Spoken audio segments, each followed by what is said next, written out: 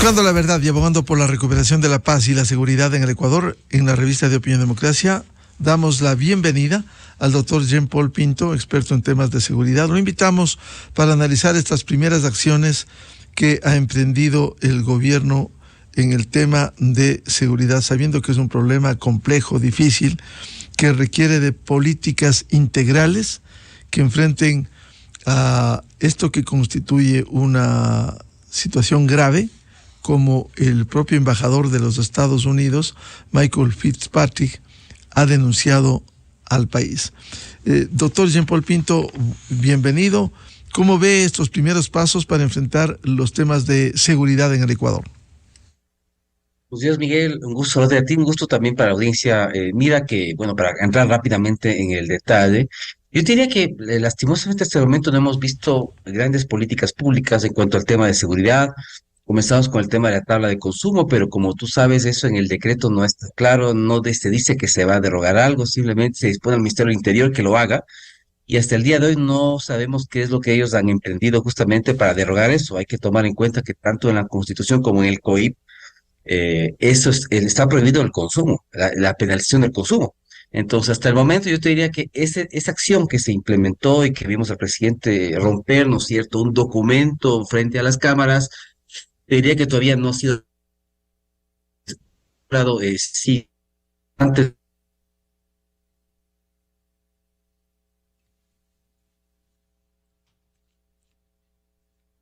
Este es un diálogo con el doctor Jean-Paul Pinto, experto en temas de seguridad.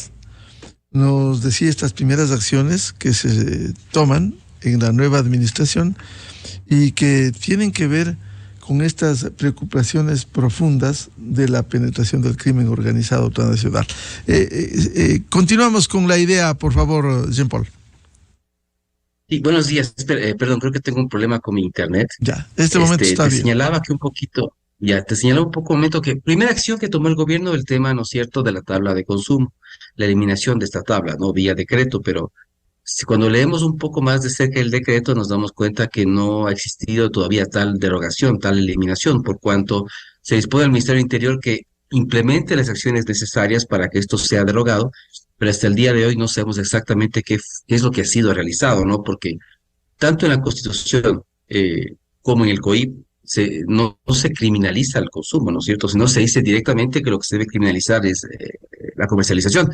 Y mira que hace unos días Petro en Colombia acaba de hacer lo contrario.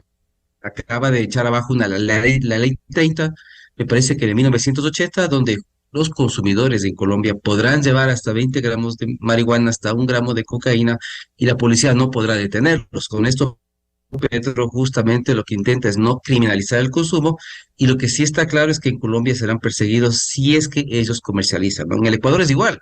Es decir, cuando llevemos a una persona con 5 gramos de marihuana, ¿no es cierto?, frente a los jueces, evidentemente el abogado de esta persona, ¿no es cierto?, hará hasta lo imposible porque el fiscal demuestre que hay comercialización, porque tanto en la Constitución como en el COIP no se puede criminalizar el consumo. Así el presidente haya roto un documento en vivo e indirecto frente a las cámaras, eso no se puede hacer. Entonces, por un lado, eso está pendiente, ¿sí? Eso todavía no se ha hecho. El tema de las barcazas, recordemos que el presidente ha señalado que dentro de 8 meses llegarán al país. Estados Unidos acaba de cerrar el último barco cárcel que tenía desde el año 92 en Nueva York, cerca del Bronx. Entonces nos damos cuenta que hay países que dejan ciertas políticas públicas de seguridad porque se dan cuenta que no son la solución, y nosotros en cambio las adoptamos. Entonces es preocupante porque en Colombia, en Estados Unidos, han hecho cosas contrarias de lo que está haciendo el Ecuador en materia de seguridad, entonces, lo cual nos dice que en lugar de estar acordes y en armonía a lo que otros países hacen, estamos yendo hacia la vía contraria. Entonces yo te diría que desde el punto de vista esto es completamente preocupante, ¿no? También hubieron cambios en la policía, se dieron de baja, ¿no es cierto? Se aceptó la renuncia de 4 generales, y se hicieron declaraciones en el sentido de que como parecería que hay grupos criminales que quieren negociar con el Ecuador, porque evidentemente ya no tienen respaldos en la policía, lo cual es grave, porque si yo estuviera en la piel de estos generales, yo lo que haría sería justamente de pedir al Estado que me demuestre que realmente yo era el que estaba en contacto con los GDOs, y que por eso se justificó mi salida, ¿no? Porque yo diría, bueno, ¿y por qué no otros 4 generales, otros 2 generales más? ¿Por qué esos 4? Entonces son acusaciones graves que el gobierno tendrá que responder frente a estos generales que fueron puestos a disponibilidad. Entonces, y lo que, bueno, el embajador de Estados Unidos me parece también bastante preocupante, ¿no? Todo lo que él dice, pero claro, lo que él está intentando decir es que él tiene información, entonces esto implicaría que el CIES, la DGI, etcétera, deberían tomar contacto urgente con la embajada para crear canales de comunicación, que esa información pueda llegar hacia el Estado ecuatoriano para que puedan justamente evidenciar quiénes están inmiscuidos en estos niños calientes, ¿no es cierto?, en el fútbol, en los medios de comunicación, etcétera, porque realmente, claro, estas aseveraciones son muy graves, son muy generales y habrá que crear estos canales entre gobierno y embajada de Estados Unidos. Me parece que ellos nos están diciendo, ustedes no están haciendo el trabajo, nosotros sí tenemos información a través de nuestros servicios de inteligencia y por lo tanto habría que crear estos puentes de comunicación entre embajada y gobierno nacional. En una entrevista al colega Gonzalo Ruiz, el presidente de Novoa dio a conocer sobre sus políticas y también una carta que le habían enviado estos grupos delincuenciales. ¿Qué debe hacer? ¿Se puede negociar por principio? ¿Se puede negociar con estos grupos a sabiendas de que con todos los errores en el gobierno anterior se declaró como una amenaza al narcotráfico, al crimen organizado, y de alguna manera se enfrentó? No se arregló el problema, pero aquí debiera haber una política integral que permita avanzar y ser sostenido en una acción para combatir con firmeza estos sectores.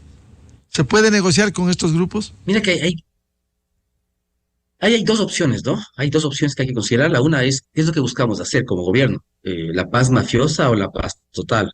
La paz mafiosa implica, ¿no es cierto?, la negociación con estos carteles, pero claro, esto nunca se lo hace de forma abierta, porque es una negociación, ¿no es cierto?, debajo de la mesa, como la hizo Bukele en El Salvador.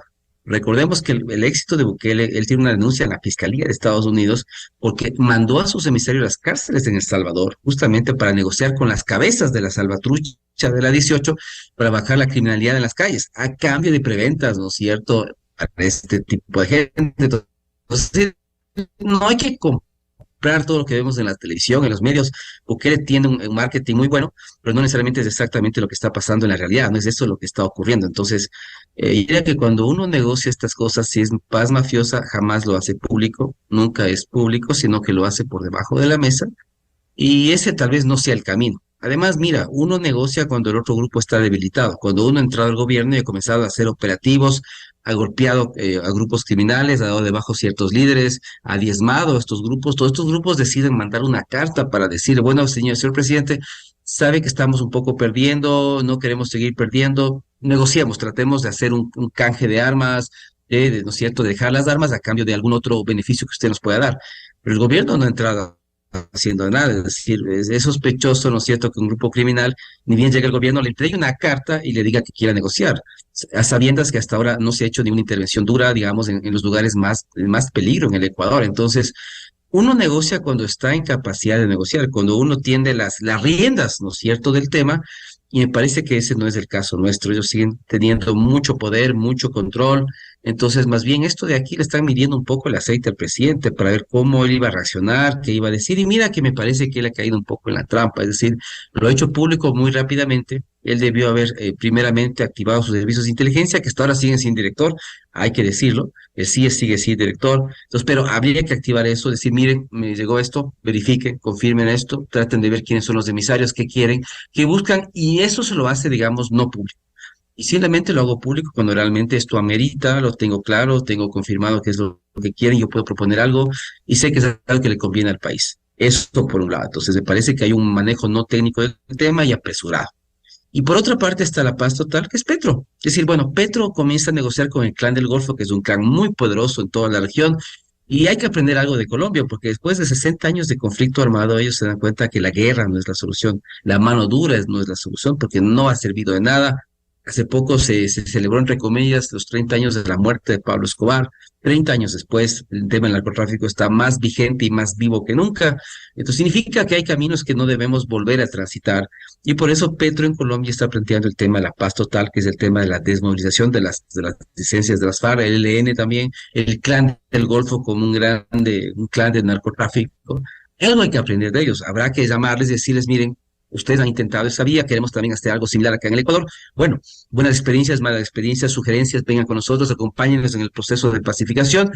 Y evidentemente, si esa es la solución, ok, entonces vamos a una pacificación total de todos los grupos criminales en el Ecuador.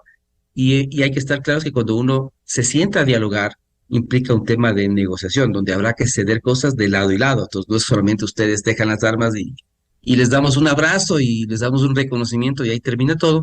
Es un tema mucho más complejo que eso. Entonces, yo te diría que es un tema que hay que saberlo manejar con expertos de negociación. Hay que ver si queremos hacer un tema de paz mafiosa a lo Bukele, queremos hacer un tema de paz total a lo Petro, pero está claro que en Brasil, en México, en Colombia, la mano dura, la guerra, ese me parece mal usado el concepto de guerra, inclusive, porque eso no es lo indicado, no es la solución. Hay otras vías. Cristian Zurita también lo planteó en su momento, el tema del canje de armas por dinero, porque esa es un poco una idea interesante, porque no creo que la única solución para estos jóvenes que tienen 17, 16, 18 años sea irles a matar. Y pensemos que esa es la única vía posible.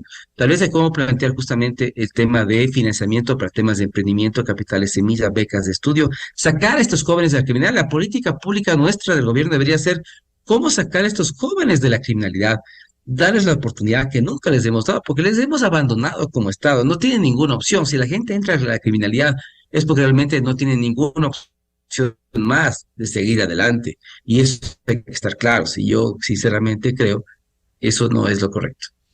Jean Paul, para que lo comente, el papel de los Estados Unidos que estamos viendo en América Latina frente a estas amenazas permanentes y penetración del crimen organizado, el narcotráfico, lo que dijera el viernes último, para que lo comente Jean Paul Pinto, por favor. Pero los corruptos no solamente mueven fichas en el sector público, no, están lavando su plata, por supuesto, en los bienes reales, en cuentas bancarias, en empresas ficticias de exportes. Sus testaferros ahora están metidos en hasta la pasión nacional, el fútbol, usando algunos equipos para lavar su cara y su plata. Caray. Y ya hemos visto el desplomo de algunos de los medios sociales que fingían ser observadores responsables, cuando ahora están vistos como extorsionistas y pagados por nefastos para desviar investigaciones criminales, confundir al público nacional y continuar viviendo bien con la plata robada de los ecuatorianos. Caray. Bien, ha sido contundente el embajador de Estados Unidos de lo que estamos viviendo. ¿Cuál es su lectura, Jean Paul Pinto? Bueno, que es interesante porque le da otra luz al gobierno, ¿no? Si el gobierno no sabe por dónde arrancar, iniciar su política de seguridad, le dice claramente, inicie por el GUAFE, trate de fortalecer la unidad de análisis financiero. Ahí está un poco el meollo del asunto, entonces implica darle mayor dinero, mayor tecnología, mayores capacidades para que pueda detectar justamente esos dineros calientes tanto en el fútbol como en los medios de comunicación, en la política, etcétera, ¿no? Entonces es interesante porque el embajador hace luz sobre lo que habría que hacer. Y ahí nuevamente regresamos a Colombia, ¿no? El dinero del narcotráfico en los 80 sabemos bien que estuvo en el fútbol colombiano, en varios clubes, en Cali y en Medellín. Entonces, habría que nutrirse también de esas experiencias colombianas para ver justamente cómo ellos lo detectaron, lo pudieron neutralizar, porque aparentemente en el Ecuador está pasando algo muy similar. Entonces, es algo muy grave. Entonces, yo diría que hay que tomar las opiniones del embajador como luces, como pistas de lo que el gobierno debería hacer. Nos está diciendo claramente que hay que comenzar por los temas de WAFE, por los temas de inteligencia, y que estamos yendo lastimosamente a una concepción aparente de narcoestado, ¿no es cierto? Donde el narcotráfico ha permeado a varias entidades del Estado, ¿no es cierto? Hemos visto a policías involucrados, militares involucrados, fiscales involucrados, ahora aparentemente también habría medios de comunicación, habría equipos de fútbol. Entonces, estamos yendo a una situación que es una mezcla de varias cosas. Por un lado, al no tener control de muchas áreas en el Ecuador, estamos en un estado que está comenzando a fallar. Y segundo, por estos temas denunciados por la Embajada norteamericana, estamos yendo hacia una opción de narcoestado en el país. Entonces, yo diría que son mezclas muy, muy complejas. Y lo que preocupa es que a pesar de estas mezclas tan complejas, no hemos tenido la capacidad de tener un Ministerio de Gobierno e Interior separados, con funciones muy distintas, con tareas muy diferentes. No tenemos todavía una persona que está a cargo de las cárceles, no tenemos una persona que está a cargo de la inteligencia, Entonces hay muchos vacíos hasta el momento y creo que ya vamos a la semana 3 de gobierno 4, lo cual diríamos que no es grave, pero en un gobierno tan corto me parece que no va a llegar ni a los 18 meses, porque tal vez si el actual presidente se quiere reelegir tiene que salir mucho antes.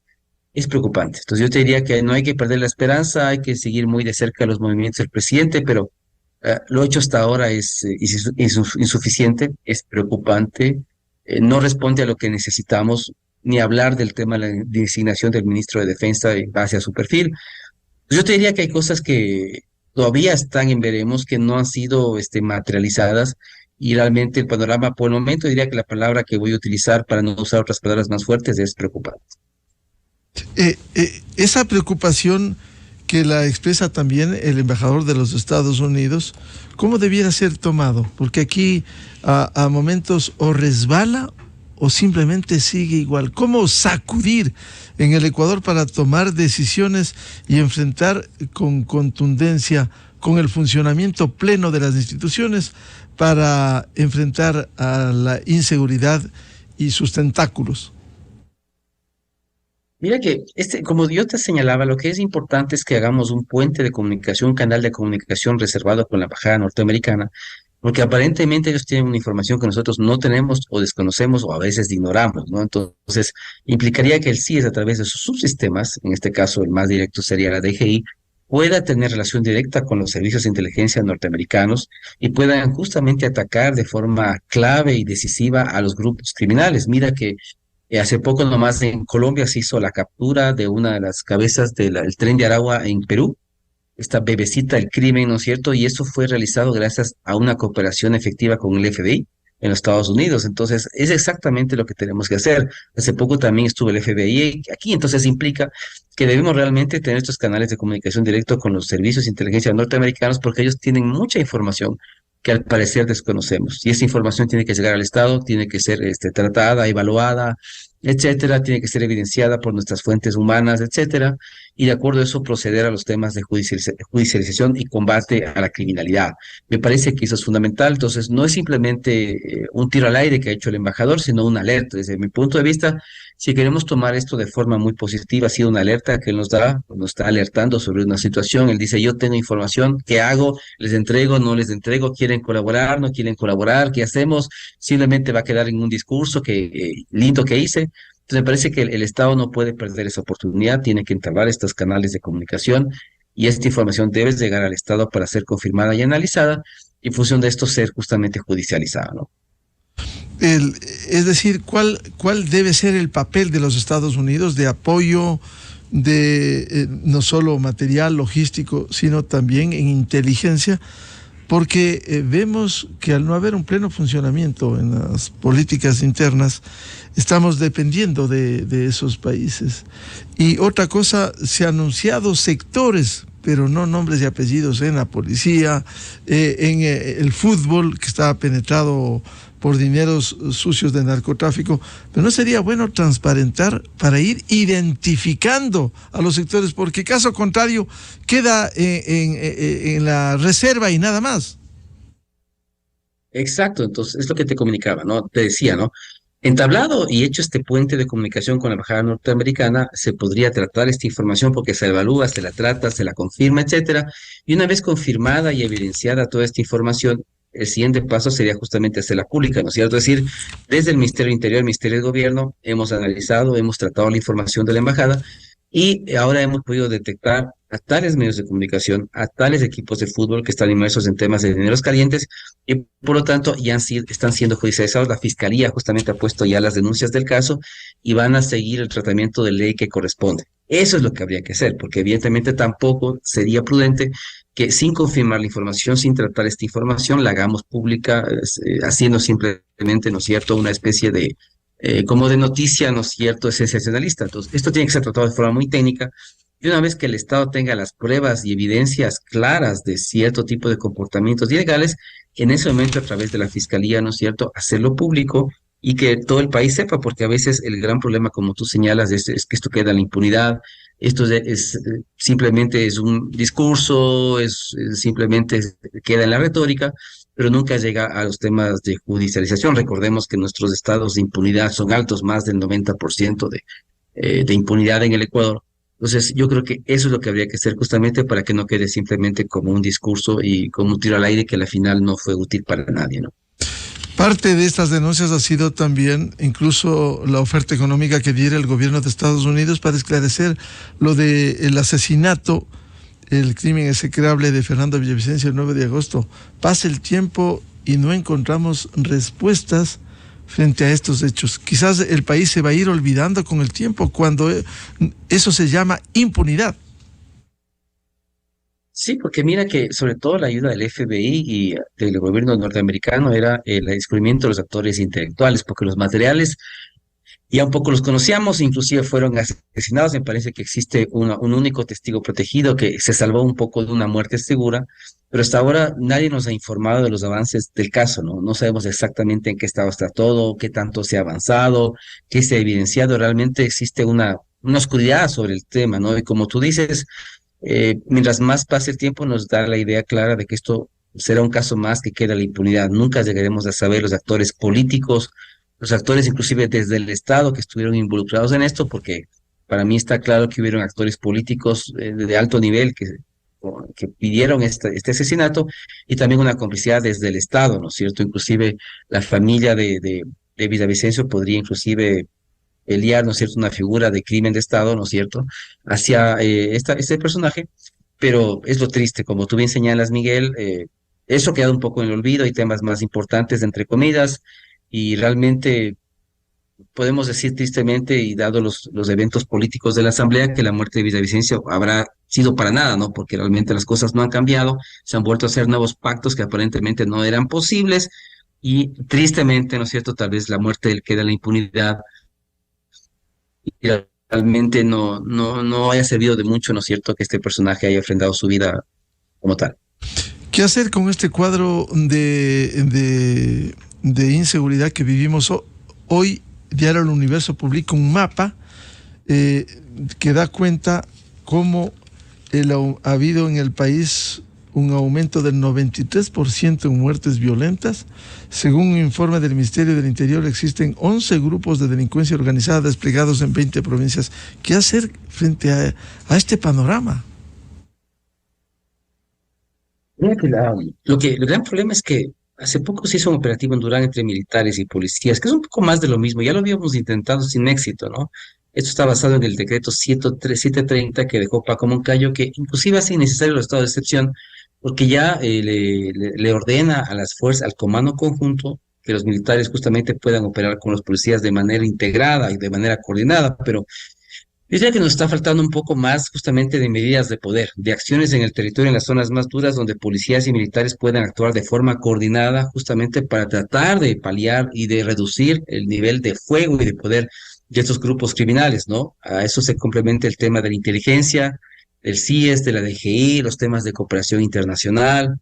Entonces yo te diría que acciones claras hay. Además hay otro tema, ¿no? El anterior gobierno, a pocos días de salir, dejó también un plan de seguridad armado. Entonces seguramente habrán acciones, coordinaciones que habrá que retomar de ese plan, pero tampoco hemos escuchado si ese plan quedará en el olvido, ha sido archivado, o si se van a tomar elementos de ese plan que ya fue introducido, ¿no es cierto?, a la prensa, a los medios, días antes de que Lazo deje el poder.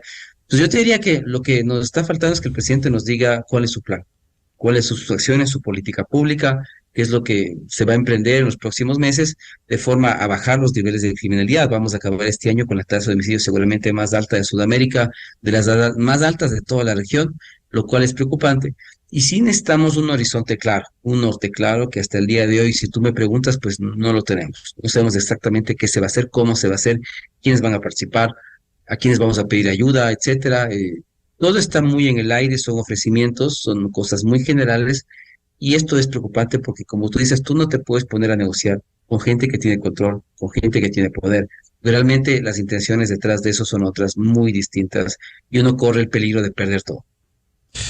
Doctor Jean-Paul Pinto, aquí se requiere, por cierto, como usted ha descrito, una política integral coordinada con la Secretaría Nacional de Seguridad, con el CIES, incluso la UAFE. Quiero para que lo comente esta mañana en Ecoavisa el exdirector de la Unidad de Análisis Financiero UAFE, Roberto Andrade, reconocía algunos puntos y debilidades respecto de esta acción. ¿Por qué todavía hay lavado, no? Yo pienso que hay 3 niveles donde debemos mejorar. El nivel legal, reformas que son necesarias, que el mismo embajador Fitzpatrick mencionaba.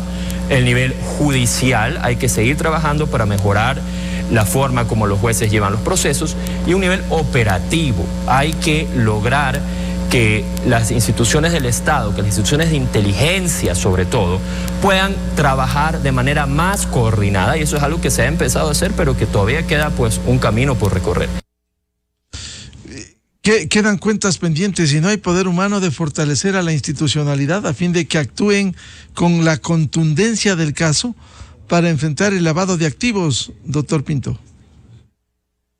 Mira que desde la bancada de Construye y en la época mismo de Villavicencio como candidato se plantea una cosa que ya fue en su momento debatida en la Asamblea, que era la extinción de dominio, que Colombia lo tiene ya hace mucho tiempo por el tema grave del narcotráfico. Y mira que hasta ahora no hemos podido tener un acuerdo serio en el país sobre esta figura tan importante como la extinción de dominio, ¿no? Me parece que eso también ayudaría mucho a que todos los bienes de los grupos criminales justamente puedan ser incautados y pasen a manos del Estado, pero lastimosamente en la Asamblea, como hemos dicho, a veces hay gente que es juez y parte y no ha dado justamente paso a este tipo de leyes. Esperemos que en esta nueva Asamblea, si bien es cierto que el grupo Construye no tiene una mayoría como tal, pero puede hacer alianzas necesarias para que este tipo de leyes puedan ser aprobadas, ¿no? Me parece que eso es fundamental.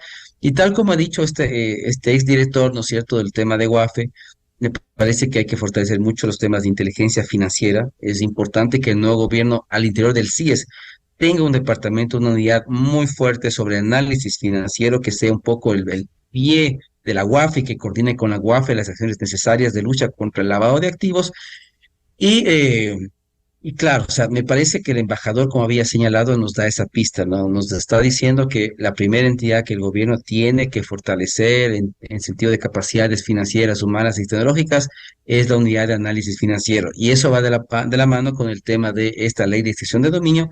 Y también la otra pata que nos está faltando es el tema de la protección a jueces y fiscales, ¿no? Ellos no pueden ejercer ley, no pueden hacer ley si no están siendo protegidos por el Estado. En los fiscales en México tienen autos blindados, tienen guardaespaldas, tienen mucha seguridad, porque es difícil dictar ley en un país que está siendo atravesado por el narcotráfico de forma tan grave como el caso nuestro también, al igual que ellos, ¿no? Entonces, se les debe dar la protección necesaria para que justamente ellos puedan ejercer justicia y puedan, ¿no es cierto?, judicializar estos temas de lavado de activos tan graves en el Ecuador. ¿Quién debe liderar todo esto, doctor Pinto? ¿El presidente de la República? ¿Quién? Porque aquí se necesita liderazgo, por un lado. Y por otro, ¿por qué no caen en estas acciones de combate a los grupos delincuenciales? Se encuentra quienes casi a diario, media tonelada de droga o 1 tonelada, se encuentran a los que portan estas toneladas de droga, pero ¿por qué no caen los grandes jefes de estos grupos? Los temas de infiltración, que es un poco el combate del gobierno desde la contrainteligencia, ¿no es cierto? No podemos hacer un combate efectivo a la criminalidad si no implementamos y fortalecemos todas las áreas de contrainteligencia que tenemos en el Estado, sea en G2, en la DGI, en el CIES. Es fundamental que podamos identificar quiénes están infiltrados en la policía, en las Fuerzas Armadas, en la Fiscalía, porque lo contrario, todo combate será infructuoso, ¿no? Recordemos la época del 2000 con Fox en México, hasta el año 2000, la dictadura perfecta, ¿no es cierto?, del PRI, cuando gobernaron durante 70 años México, había plata para todo el mundo. El gobierno era el que dirimía entre los carteles, había plata para militares, policías, políticos del gobierno, etcétera. Nunca hubo violencia. Llega Fox en el 2000 y dice, se acabaron las amistades, los compadrazgos, yo hago una guerra contra las drogas. Pero cuando él comenzó a hacer la guerra contra las drogas, todo estaba infiltrado. Es como jugar un partido como el que Liga jugó ayer, y Liga sabe que tanto los 4 árbitros como la mitad del equipo independiente están todos trabajando para el otro equipo, no la mitad del equipo de Liga. Entonces, no hay forma de ganar una guerra si es que todo está infiltrado. Y esto implica que si la Inspectoría de la Policía y Fuerzas Armadas no está en capacidad de llevar adelante estos procesos, implicará que el gobierno deberá crear una entidad nueva de contrainteligencia, justamente que investigue estos casos, ¿no es cierto?, y que podamos detectarlos a tiempo, porque justamente el hecho de que solamente podamos capturar a los niveles más bajos de las cadenas de estas redes criminales es justamente por eso, porque realmente están infiltrados, hay gente infiltrada en los sistemas de seguridad y eso implica que no podamos llegar a las cabezas, ¿no? Entonces, yo te diría que otro frente muy importante del gobierno es la contrainteligencia, tanto en la G2, en Fuerzas Armadas, en la DGI, en la policía, en el mismo CIE tenemos que analizar las capacidades de contrainteligencia del Estado, porque esa es una área fundamental. Y si necesitamos crear otra entidad, hay que crearla, pero es necesario que estemos en capacidad de detectar estos malos elementos que ya han sido captados por el narcotráfico. Consecuentemente, aquí toca fortalecer no solo la institucionalidad, que es fundamental, sino también dar respuestas concretas frente a estas acciones que se anuncian, doctor Pinto. Sí, como digo, el tiempo es tan corto que realmente no hay mucho margen de maniobra, ¿no es cierto? Las acciones deben ser rápidas, contundentes, acciones integradas entre policías y militares en las zonas más peligrosas del país, mucha cooperación internacional, mucho fortalecimiento de inteligencia, contrainteligencia, identificación de gente infiltrada. Estas son por donde habría que comenzar, pero como te digo, ¿cómo podemos comenzar una política pública clara si todavía las autoridades de seguridad todavía no han sido designadas, ¿no es cierto? Cárceles, inteligencia, Secretaría de Seguridad, hay áreas todavía que todavía no están claras cómo van a trabajar, y en un gobierno tan corto como esto no nos pudimos haber dado el lujo de llevar, ya vamos hacia el mes, en muchas entidades del Estado con encargos, ¿cierto? Y no solamente en seguridad, en muchas áreas del gobierno, todavía muchos directores están todavía prorrogados. Entonces, me parece a mí que eso es un tema preocupante, pero evidentemente en seguridad es un tema que no pudo pasar. Desde el día 1 debimos tener un secretario de inteligencia, un encargado de las cárceles, un secretario de seguridad, un plan de gobierno, una política de seguridad. Pero hasta el momento no vemos que esto sea efectivo, ¿no? Hacemos anuncios, decimos que vamos a hacer cosas, hacemos públicas cartas que no debemos hacerlas públicas hasta no confirmar y verificar las intenciones detrás de esto. Entonces, por eso te decía que lastimosamente, hasta el día de hoy, ¿no es cierto?, después de 2-3 semanas de gobierno, la política pública de seguridad sigue siendo preocupante. No vemos luces, no vemos direccionamientos claros, no vemos acciones concretas, vemos más de lo mismo, seguimos en estado de excepción, seguimos ¿no es cierto?, en intervenciones en Durán, de las mismas que hemos hecho antes, seguimos intentando el tema de las barcazas que ha sido abandonada por otros países, eliminamos una tabla de consumo que otros países están implementando, Uruguay está en un tema de legalización, Canadá está en un tema de legalización, inclusive de drogas duras, con un plan piloto de 3 años. Entonces estamos yendo en dirección contraria a lo que el mundo está haciendo, en lo que el mundo está implementando, y eso es lo peor de todo, es decir, que el presidente no tenga asesores que le digan que realmente está yendo en la dirección contraria con respecto a otros países de la región y del mundo. Lo más importante, el tiempo. En 1 año y medio va a ser complejo y difícil si es que esto no se arrancaba como invocamos desde antes de la posesión. Seguiremos hablando de estos temas al doctor Jean-Paul Pinto, experto en temas de seguridad, muy amable por atender a la revista de Opinión Democracia. Gracias, Miguel, por la invitación el día de hoy. Un saludo pues muy fraterno a toda la audiencia de la radio. Un excelente día para todos. Muchas gracias. Enseguida, en la revista de Opinión Democracia. 7:17 en el territorio continental ecuatoriano. Vamos a una pausa publicitaria y buscando la verdad, volvemos. Tenemos previsto un diálogo con el doctor Rafael Ollarte, jurista y constitucionalista, para hablar de lo que sucede en la justicia ecuatoriana y este juicio a la fiscal general en la Asamblea Nacional. Desde 1984 con Gonzalo Rosero. La revista de Opinión Democracia. Siempre líderes, siempre confiables. Enseguida regresa.